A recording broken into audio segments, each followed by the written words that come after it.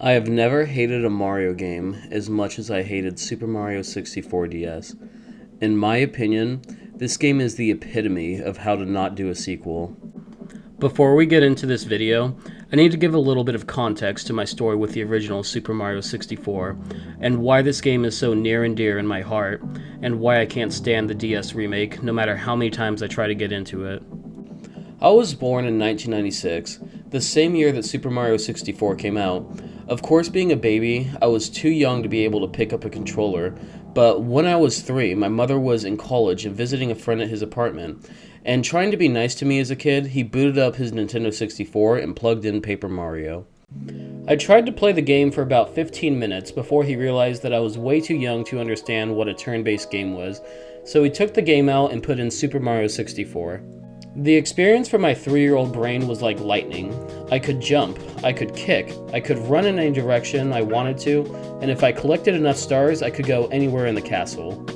I played with my eyes glued to the screen for about an hour and a half, and I was devastated when it was time to go because I could no longer play this game anymore, but my mother's friend ended up giving me his copy of the game. Little did he know this would kickstart my love of video games, and that I would end up streaming the game for others' entertainment years later. On a side note, I still have no memory where we got a Nintendo 64 console, because I have no memory of getting one for Christmas. I just remember as soon as I got home, I put in Super Mario 64 and started playing. I digress.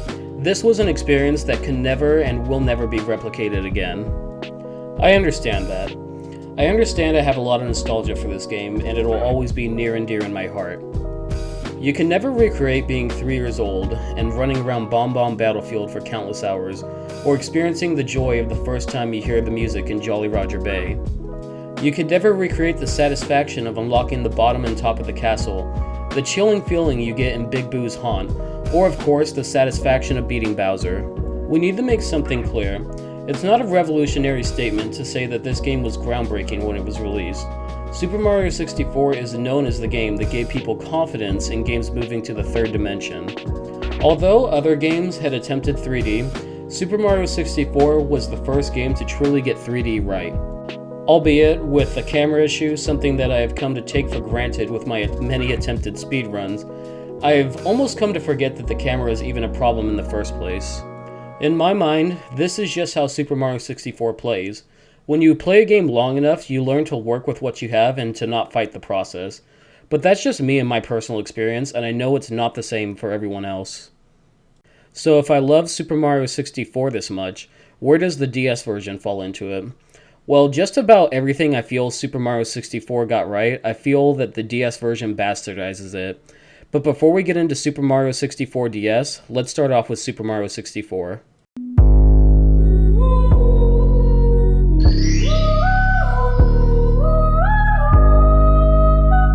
The original Super Mario 64 was built around the Nintendo 64 controller, which has 16 possible directions of movement Mario could go in. These 16 directions of movement allowed you to be able to make tight, precise jumps on a dime, and allowed you to have a lot of control in what direction you were going to go. This movement even allowed you to adjust and influence where you're going to land midair. If you felt that you were a little too far away from grabbing the ledge, if timed right, you could adjust your movement and still manage to grab the ledge. It's hard to be able to nail how this feels, but if you played the game before, you know how satisfying it can be. This game feels great to handle. Mario can jump, double jump, triple jump, backflip, crouch, kick, kick jump, wall kick, and long jump. This is what the whole game is built around. It's built around the tools that Mario has in his arsenal. One complaint I will say about the game is that the game doesn't do a great job of telling you all the moves that Mario can do. I remember as a kid, I had died so many times because I didn't know Mario could long jump until I had already reached 50 stars. But overall, this game is well structured. Unlike its successor, Super Mario Sunshine, which made you have to beat every Shadow Mario in order to beat Bowser and complete the game, Super Mario 64 gave you the freedom of only having to collect 70 out of 120 stars to get to Bowser. I can firmly say that the first time I played the game, the Bowser fights felt epic. The first Bowser fight was pretty simple. Just grab Bowser's tail and throw him into the bomb. The second Bowser fight was a little bit more challenging by having Bowser teleport and be able to move the entire stage, killing you if you fell into the lava. During the third Bowser fight, Bowser was able to take out pieces of the stage, and I remember feeling that he was a true threat because it took 3 bombs in order to kill him. I also remember how sinister the music felt, and how it really felt like Bowser was a threat to be taken seriously. If there is one thing I would have done differently though, I would have at least given third Bowser the ability to teleport, because that was one of the cool mechanics of second Bowser, and I think it would have translated well into making third Bowser feel even more threatening.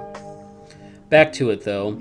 Because of Super Mario 64's freedom and controls, you truly felt like Mario. Mario has always been a self-insert for the player. Mario's hat was designed out of limitation for the NES not being able to show hair. Hell, the only reason Luigi is green is because of the limitations of the NES. They wanted you to be able to have a second player, so they recolored Mario. But fortunately, the self-insert aspect of Mario works very well in Super Mario 64. Mario in this game is very expressive. He has expressive animations that complements the player's feelings. When you die, you're probably going to be angry, and the game expresses that well with his death animation. When you get a star, you're probably going to feel a sense of accomplishment, and Mario's animations are going to highlight this. You have to remember, this is the first time Mario has moved into the third dimension. It was so important for Nintendo to show off why the move to the third dimension was going to work through his expressions alone. In this game, you truly feel like Mario, and the fact that the game allows you to carve your own path by only making you have to collect 70 out of the 120 stars really highlights this. Maybe you hated Rainbow Ride or Wet Dry World, so you avoided the stages altogether by focusing on getting 100 coins at the end of the levels you actually enjoyed. So another thing you have to remember before Super Mario 64 is that Mario was limited by a timer, and that limited your exploration of the game. In previous incarnations of Mario, you felt like you had to rush to the end of the level, because if you didn't beat it in a timely manner, Mario would die. Unfortunately, its sequels, except for 3D World, outright abolish these origins of Mario's foundation to be able to give you a sense of exploration. It's really nice to be able to uncover every secret in Peach's castle. It's nice to be able to take your time in a level and explore it and uncover all its mysteries to your heart's content. This is probably what grabbed me as a kid. Truth is, I was able to immerse myself and play the game how I wanted to play it. Even at the age of 3 years old, I was able to pick up the game and start exploring and immersing myself in it. This game truly was accessible for all ages. So, clearly I have a bias for Super Mario 64. I can't front about this. I'm not gonna act like I'm unbiased in my opinion and how I feel about the game. I always try to be genuine with you guys, and I try to be transparent, and there is no way of acting like my opinion isn't skewed. Even to this day, I do still enjoy going back to the game and to do my personal best speedruns. I try my absolute best to beat the game as fast as possible. I really don't think I need to spend any more time setting up the narrative of Super Mario 64. This game is one of the most analyzed games in history. Everything about it has been stripped and broken down before. I know King K, a YouTuber that I would suggest checking out, has beaten me to the punchline with Super Mario 64 retrospectives, and I'm okay with that. I'm okay with the fact that I'm not the only person to talk about the game. Hell, Majora's Mask, a game that I feel like used to be obscure, ended up being carried through YouTubers talking about the game. All of Mario 64's data and files have been gone through. Even recently, in the files of Super Mario 64, a fully textured model of Luigi has been discovered. So, let's move on. Why is it I hate the DS remake so much? If I loved Super Mario 64, even if the game isn't the same, the thought of being able to play it on mobile should be enough, right? The game being similar yet different should be enough, right? Well, let's get the obvious praises the game deserves out of the way before we get into the actual game. The DS remake added 30 more stars. This is something that would be an added bonus for returning players to come back to, with a more fresh take and more collectibles. I can definitely say, I think that it's important that returning players are able to play the game with a fresh experience. Truth is, more than likely, the original game has probably been beaten more than once by returning players. So if it's just the exact same game on mobile, it probably wouldn't have much of an incentive for returning players to complete the game again. You can see this in games like Ocarina of Time 3D, where besides the better graphics and making the iron boots less annoying, it's essentially the same game. With Majora's Mask 3D, they fixed a lot of the issues with the build of the game than Ocarina of Time 3D, although one of the major sins is that they butchered the art style. The DS remakes of Super Mario 64 also added 3 extra playable characters in Yoshi, Wario, and Luigi, along with adding a bunch of mini-games that I know a lot of people have nostalgia for and genuinely enjoy. They also added some levels, although quite a few of them feel like filler. I will say though, one of the levels that I do genuinely enjoy is the level where you get Wario, because that one is just really fun to play. But one of my problems with it is that as soon as you get Wario, that's pretty much it for the level. You're done and over and out with it. They also made TikTok Clock more forgiving by adding platforms so that you wouldn't instantly die by falling off the ledge. And I can say from my frustrating experience with TikTok Clock as a kid, and sometimes even as an adult in the original game, that it was a necessary change and it improves the stage significantly. Whenever I play Super Mario 64 for my 70-star runs, I almost entirely structure it around avoiding as much of TikTok Clock as possible. But this isn't something you will have to worry about in the DS version. Also, the DS remake added a cage at the Owl Stars, something I think would be very helpful for first-time playthroughs, because I remember as a kid being very frustrated on trying to land on the cage because I didn't know that you could ground pound as soon as you let go of the owl. And of course, the main issue that was fixed, something that I mentioned earlier that I have come to take for granted, is that the camera actually works now. The camera issue being fixed is a huge bonus for returning fans because it is always something that felt like no matter how hard you tried to work with it, the game was going to lock it and force you to put you in angles that were hard to work with. So, now that the praises have gotten out of the way, how does the game actually play? How does the game actually start off? Well, the DS remake starts off slow. First, the cutscene is longer than the original, and then you have to go around collecting bunnies to get inside the castle. Oh, and trust me when I say, this game loves bunnies for some reason. While you're hunting them down, the first thing you're going to notice is the controls. So, while you're playing the game, the first thing you're probably going to notice is that this game just doesn't handle right with the D-pad. So you're probably just going to get frustrated and say, okay, let's try the touchscreen controls, only to realize, holy crap, this is so much worse. So you inevitably go back to the D-pad and struggle to get the bunnies to get inside the castle. So the annoying task is completed. So you enter the castle, and of course you have to go into Bomb Bomb Battlefield. You enter the stage, and something just looks off. You probably already noticed it a little bit before, but now it's really starting to hit you. This is an iconic stage of your childhood, so the graphics update seems like it would have been nice, but the colors just look so watered down, it's just muggy and ugly to look at. So one thing I should have mentioned earlier is that I'm going to be talking about emulation a little bit, and if you look at the DS's remake of Bomb Bomb Battlefield in 4K, you realize that the higher resolution opposed to the DS's 256 by 192 pixels does not do the game justice. The thing is Super Mario 64 was just not built to be put on weaker hardware than it was originally made for. Even games that are scaled down for mobile ports typically don't look this bad. Anyways, back to it. Yoshi is slow.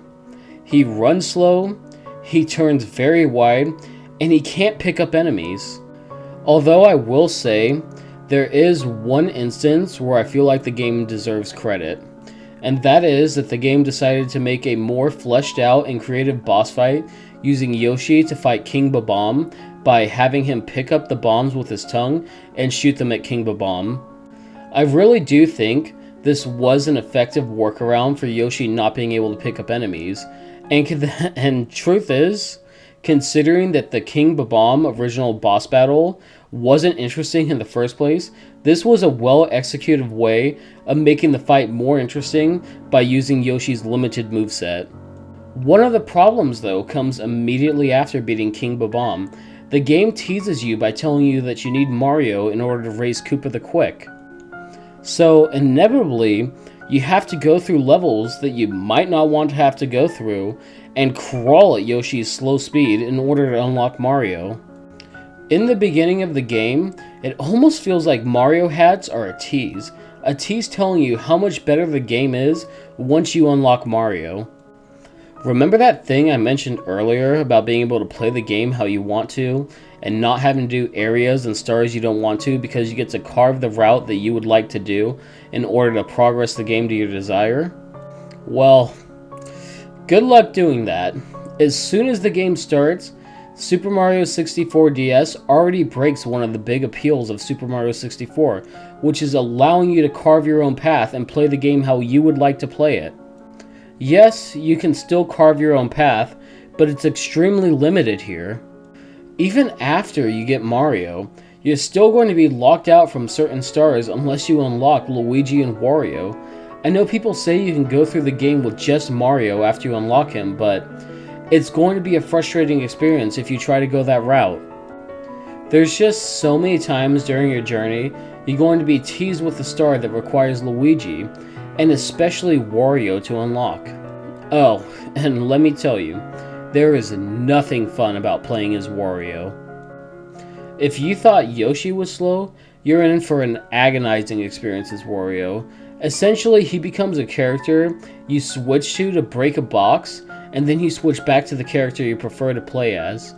On the topic, though, of characters you prefer to play as, most people prefer to play as Luigi because of his broken back jump.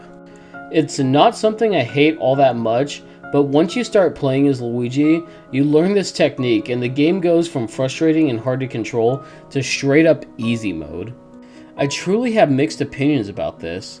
On one hand, Luigi breaks the game, but on another hand, the controls are so bad that I understand why everybody used him for just about any section of real platforming. But I think it's actually fair that I explain why the controls are so bad. I've been saving this rant and I can already tell this is going to be my favorite part of the video, so let's get into it. The controls in this game are just awful. Super Mario 64 was built around 16 direction analog movement, with Mario being able to speed up and slow down depending on how far you push the analog stick forward. This worked great, and it was the first of its kind, and it was revolutionary, but the Nintendo DS doesn't have an analog stick. So what was their solution? Ah, yes. Put it on the D-pad and put the analog controls on the touchscreen. But wait, Joseph, there's analog controls on the touchscreen. It shouldn't be a big deal, right? Well, the problem is that the DS remake is built around the D-pad. So even when using the touchscreen, instead of having 16 directions of movement, you only have 8 directions of movement. Splitting the movement directions in half is devastating for the gameplay. Remember how I mentioned at the start of the video how satisfying it is to see that you're about to fall off the ledge, but mid-jump you change your direction just enough to be able to survive? Well, good luck pulling that off on the remake. You're pretty much doomed to fall to your death. Although, I haven't gotten to the biggest sin of them all, and that's the run button. I'm going to be honest, I've never been a fan of run buttons in Mario games, but this doesn't just apply to Mario. Run buttons or sprint buttons have been proven to slow games down. If you compare the original Halo without any sprint mechanics to Halo 5 on the same stages, it is proven that the sprint mechanic actually makes the game slower than it plays on the original version. I digress. I've always had this mentality of, gotta go fast. God damn it! So of course I'm going to be pressing my thumb on the run button pretty much the whole time I'm playing the game. What Mario really should have in its games is the slow down button, so I only have to press it occasionally when I'm playing through the game, instead of constantly pressing the run button the whole time I'm playing, and only slowing down occasionally for sections of the game about every 20 minutes or so. Oh, and by the way, trust me when I say, you're going to be holding the run button for most of the game. Holding the run button while holding the cramped DS is going to make your hands cramp like crazy the whole time you're playing it. But wait, Joseph, it's 2021. Surely you don't need to play the game on the original hardware. Surely you can play it on emulation to fix these issues, right? Well, emulation fixes some of these issues, but it doesn't fix enough of them to make it a good and enjoyable game. For starters, as mentioned earlier, the colors of the game look watered down and muggy. Using a controller does fix your hands cramping, but guess what?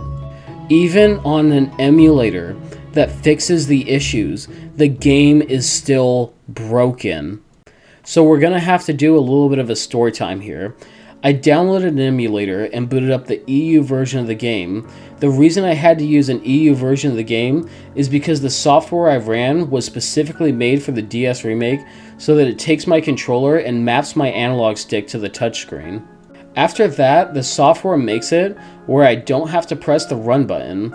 All my issues are solved, right? The game is going to play like Super Mario 64 with a better camera, right? Overall, I should be happy, but there is one problem that can't be fixed. The DS remake is built around 8-direction analog movement.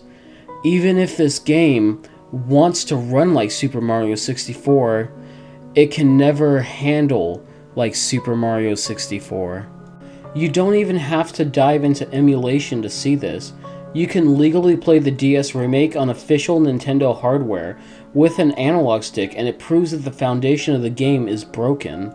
You can play this game on the 3DS, where the circled pad takes over the D-pad for analog stick controls. You can play this game on the Wii U for only $10 on the eShop, and the analog stick takes over the D-pad controls, but in all incarnations of the game suffers the same game-breaking issue. This game is built around the D-pad. This game will always only have 8 directions of movement. This has really put it into perspective for me why this game hasn't been ported with updating controls. Maybe Nintendo just doesn't want to go through the effort of fixing the foundational problems of this game. Maybe you could call it laziness, or maybe you could say that the game was a launch title and Nintendo already made their money from the game and want to move on.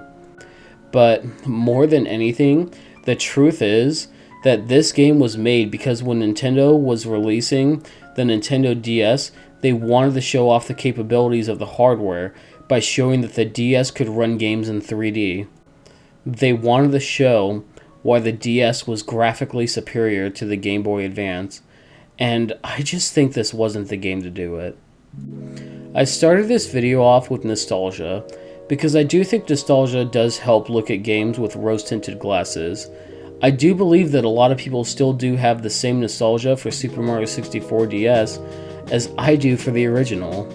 I know that this game gets constant praises for the fact that you're able to play different characters, and that the different characters encourage exploration. I know that the mini-games are some of my friends' most fond memories from their childhood, and part of me wishes that I could love the game for what it is as much as they do. I know popular opinions lately have been praising the remake on videos like Remake or Rebreak, or maybe it will become one of those games that YouTube upholds in high regard and people want to be remade until it gets remade, like Majora's Mask, which is one of my favorite games of all time, but these are just my thoughts and feelings towards the game. I hope you guys can understand why I'm not a fan of the remake, and I hope you all can understand why it's not the game for me. But if you enjoyed the video and want to discuss how wrong I am and everything I left out, feel free to dunk on me in the comments. And if you want to discuss the game live, follow me on Twitch. We stream about 4 nights a week. Also, check out my Twitter, where you can keep up with me outside of YouTube and Twitch. Links will be in the description below. Also, I just want to thank you all for 100 subscribers. It feels strange to actually reach 100 people that liked my content enough to subscribe, especially with all the amazing content out on YouTube nowadays. This has been Mellow Joseph. Thank you all so much for watching. Have a good one.